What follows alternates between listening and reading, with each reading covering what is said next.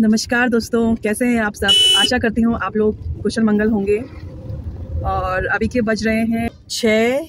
मेरे बगल में यशवर्धन बैठा हुआ है और हम टिहरी से मेरे मायके से देहरादून जा रहे हैं। ऐसे बैठा हुआ है और हम टिहरी से मतलब मेरे मायके से देहरादून जा। तो दोस्तों मैंने सोचा आपसे कुछ बात की जाए। अभी का समय टाइम बहुत ही अच्छा। आज मैं आपसे एक बहुत बड़ी घटना के बारे में बात करना चाह रही हूँ। कैसे वो घटना हो गई और कैसे कोई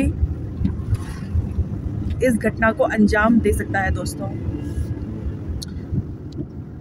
ये कैमरा ढंग से सेट नहीं हो रहा है क्योंकि मैं गाड़ी चला रही हूँ, तो थोड़ी तो मेरी शक्ल दिखाई दे रही होगी। दोस्तों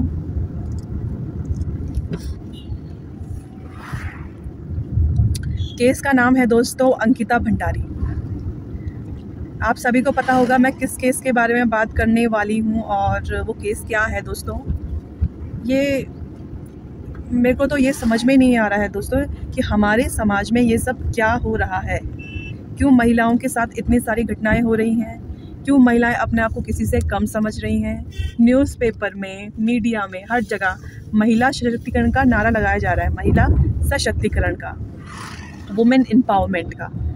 तो क्या ये सब झूठा है जो अंकिता के साथ हुआ है। एक गांव की लड़की रोजगार के लिए आती है। देखिए लड़कियां अब हर क्षेत्र में आगे जा रही हैं। आपने कहीं सुना होगा या फिर नेट में पढ़ा होगा कि आपके आसपास की जितनी लड़कियां होंगी, आपकी कोई भतीजी, बेटी, भाभी की लड़की, भांजी, हमारे जितनी भी बच्चे हैं, कोई इंजीनियर बन रहा है, कोई डॉक्टर बन रहा है, कोई होटल मैनेजमेंट का कोर्स करके मैनेजर बन रहा है, पूरा 3 स्टार 4 स्टार होटल संभाल रहा है, कोई कुछ कर रहा है। दोस्तों तो क्या ये गलत बात है ये करना। कहा जाता महिलाओं के लिए इतनी सारी चीज़ें बन रही है।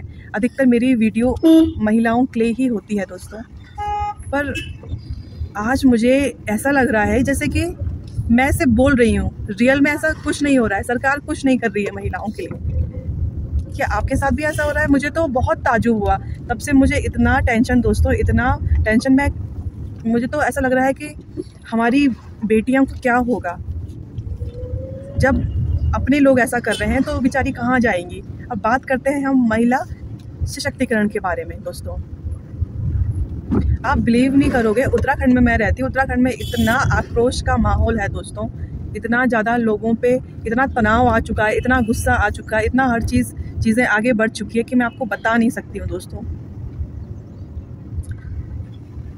मेरा अनुभव इस मामले में यही है कि शासन प्रशासन को बहुत कुछ करना चाहिए इस मामले में। ये नहीं कि कोई योजना आप ला रहे हो और ढंग से सुव्यवस्थित ढंग से आप उसको नहीं कर रहे हो, तो ये सारी समस्याएं हैं। आपको उसको सुव्यवस्थित ढंग से करना है और कुछ ऐसा तोड़ निकालना है कि ऐसी घटनाएं दोबारा ना हो सके। जो दोषी है उनको सख्त से सख्त सज़ा होनी चाहिए। उनको ऐसी सज़ा मिलनी चाहिए कि हर कोई अपराध करने से पहले इस बारे में सोचे और अपराध ना करे। कहीं ना कहीं से हमें कंट्रोल करनी पड़ेगी ये सब चीज़ें। जहाँ सरकार जनगणना की बात कर रही है, जहाँ सरकार ये कह रही है कि बालकों की अपेक्षा बालिकाओं का जन्म दर गिर रहा है, उनका अनुपात समान नहीं आ रहा है। जिस तरह से बालकों का जन्म हो रहा है उसी तरह से बालिकाओं का भी जन्म होना चाहिए। तो इतनी सारी चीज़ें सरकार देख परख के योजनाएं ला रही हैं ताकि ज़्यादा से ज़्यादा संख्या में बालिकाओं का जन्म हो सके। ये नहीं कि बेटी पैदा हो गई है और इसको कहीं दे दो, कहीं छोड़ दो, उसको मार दो, तो ऐसा नहीं होना चाहिए। तो ये सब देखते हुए सरकार कितना कुछ कर रही है। तो मेरे को तो एक बात समझ में नहीं आई, तो सरकार ऐसी वारदातों के लिए क्यों कुछ नहीं कर रही है। या तो अगर सरकार ने कुछ किया हो और जो हमारे उच्चासीन अधिकारी हों वो कुछ ना कर रहे हों, हाँ तो ये भी हो सकता है दोस्तों कि योजनाएं तो आ रही हैं लेकिन सुचारू ढंग से अच्छे तरीकों से नहीं चल पा रही हैं, व्यापक तरीके से नहीं फैल पा रही है। लोग जागरूक नहीं हो रहे हैं। भले ही अपनी माताओं, बहनों, बेटियों को दूरस्थ स्थानों में तो भेज रहे हैं जॉब के लिए, लेकिन वहाँ वो बच्चा हमारा क्या कर रहा है, किन चीज़ों को झेल रहा है। तो इन सब चीज़ों में भी पूर्ण कार्रवाई होनी चाहिए, रूल्स बनने चाहिए कि भाई आप ऐसा नहीं कर सकते हो। पर अंकिता केस में तो मुझे बहुत ही अफसोस हो रहा है। मतलब ऐसा तो है नहीं कि कोई वो लड़का कोई अंग्रेज था या बाहर का था। मतलब आप पब्लिक फिगर हो, उसके फादर पब्लिक फिगर है, पूरा परिवार, पैसों की कमी तो उनको थी नहीं कि जो उन्होंने पैसों के खातिर ये सब किया। मेरे को तो समझ से बाहर है। पता नहीं उन्होंने क्यों किया, क्या किया, कैसे किया। और आजकल इस मामले में प्रत्येक रिसोर्ट में, जितने भी रिसोर्ट हैं, वहाँ छानबीन हो रही है दोस्तों। और बहुत सख्ती कानून, जो ये पुलिस है बहुत सख्ती से कार्य कर रही है, क्योंकि उनको बिल्कुल आदेश दे रखे हैं अगर वो ऐसा नहीं करेंगे तो उनके खिलाफ सख्त से सख्त कार्रवाई होगी। तो काफ़ी कुछ हो रहा है यहाँ उत्तराखंड में आजकल। हर जगह, हर डिस्ट्रिक्ट में जो है नारेबाजी हो रही है, आंदोलन हो रहे हैं दोस्तों। और ये अच्छा भी है। मैं तो चाहती हूँ कि ये इतना आगे निकल जाए। बताओ, मेरे को तो यकीन नहीं हो रहा कि हमारे उत्तराखंड में ऐसी घटनाएं हो रही हैं दोस्तों। मेरे को तो बिल्कुल यकीन नहीं हो रहा है। अब वो भी ऋषिकेश पास में ही है। ऋषिकेश जैसी जगह में जहाँ पे भगवान को पूजा जाता है, भगवान को माना जाता है, वहाँ पे ऐसी घटनाएं हो रही हैं। ये बहुत ही शर्मनाक है, बहुत ही। और सुनने में ये आ रहा है कि कम से कम 20 से ज़्यादा रिजॉर्ट सील कर दिए गए हैं पुलिस के द्वारा। तो ये बहुत अच्छी बात है,